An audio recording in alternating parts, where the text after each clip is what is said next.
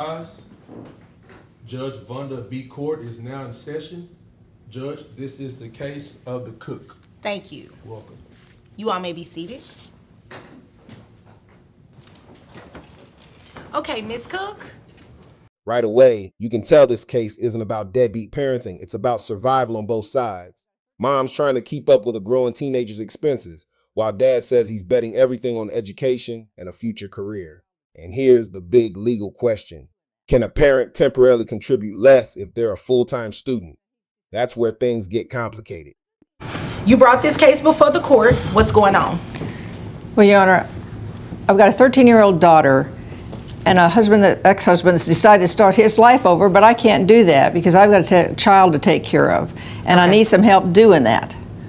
What do you mean by start his life over? He remarried? He's decided to go back to school. That's a good thing, right? That's fine, but it doesn't help us any.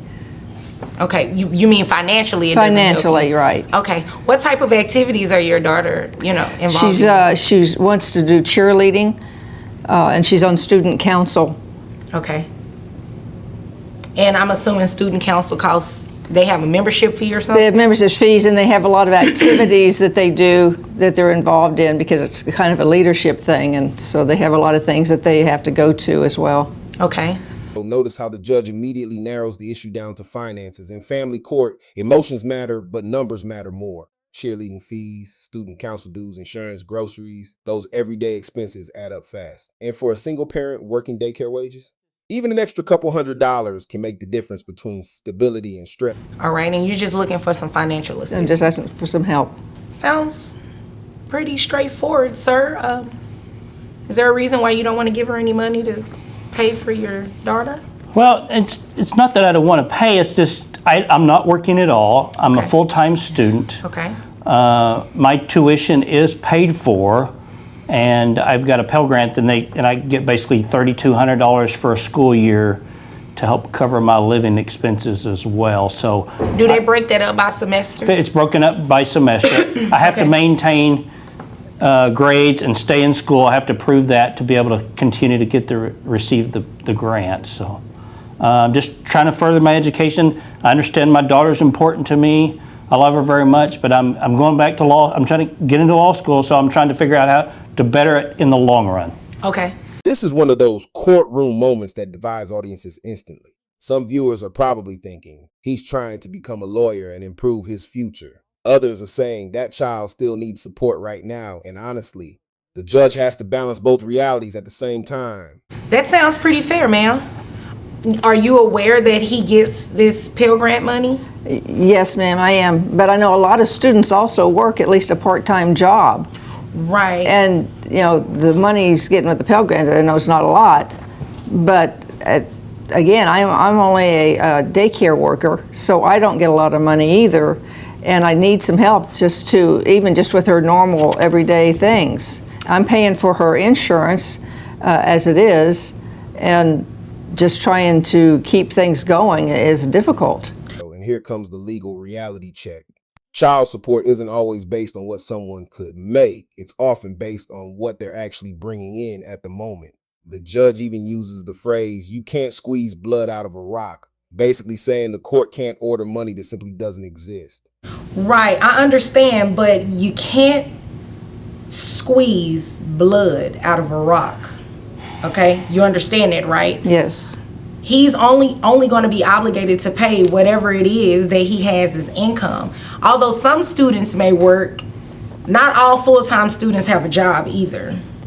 I mean, you have to take that into consideration. So based on the information that he provided and that the testimony that you both gave, him confirming the amount of money that he receives from going to school, and you knowing that, that's all he's going to be obligated to give you at the moment. Now, later, at some time when he does, presumably go to law school or anything like that, you can receive extra money after he starts working. But as for right now, I can't take more from him than what he has. You understand that? Yes, ma'am. Yes. So $3,200 per school year is not even, he's not even making a full year worth of that money. You said a semester is broken down, so like $1,600 or so. That's about right. So I've I'm living with somebody else that's going to school, so we're helping split the expenses, trying to make it last as long as we possibly can. Right. So, ma'am, he is, I mean, based on what he's telling me, and I have to assume his testimony is true until you provide me with anything different. I mean, that's all he has at this time. So that's all that I can calculate off of. This is a key turning point. Even though dad's income is extremely limited, the court still set support using minimum wage calculations. Why? Because legally, parents are expected to contribute something if they're capable of working.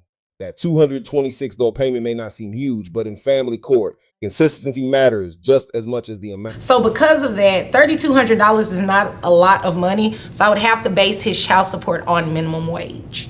You understand? Yes, and Okay. any sort of help would help. Okay, it's something. It's something. Right. You know, it may not cover everything, but you also work. So until he's able to get a better, not necessarily a better job because he's not working right now, but maybe, as he keeps going through school, he may get more money from a Pell Grant. We don't necessarily know, but until that happens, he'll be at this amount. So gross of minimum wage is $1,256. Net of $1,134.87, which brings your monthly obligation to $226.97. That's based on minimum wage. Okay. All right. Would that 226 help cover something with student council? Yes, something ma'am. with cheerleading? Yes, I just needed some help. I wasn't expecting him to do everything. Okay. All right. And sir, you understand that, correct? So when does that start? That starts today. Okay. The obligation starts today.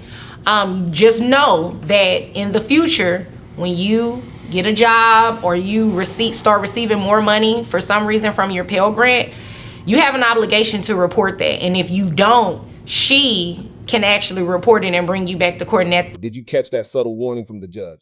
She's basically telling him, if you become a successful lawyer someday, don't think this number stays low forever. Child support orders can be modified when income changes.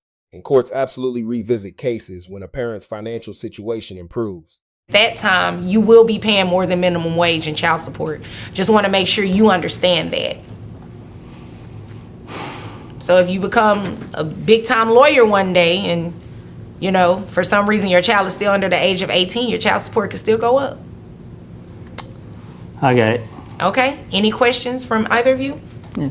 Okay, if there's nothing further, you all are dismissed.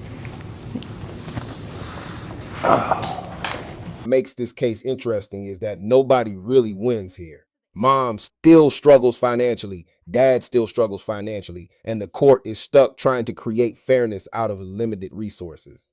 It's a reminder that family court often isn't about perfect outcomes, it's about workable ones.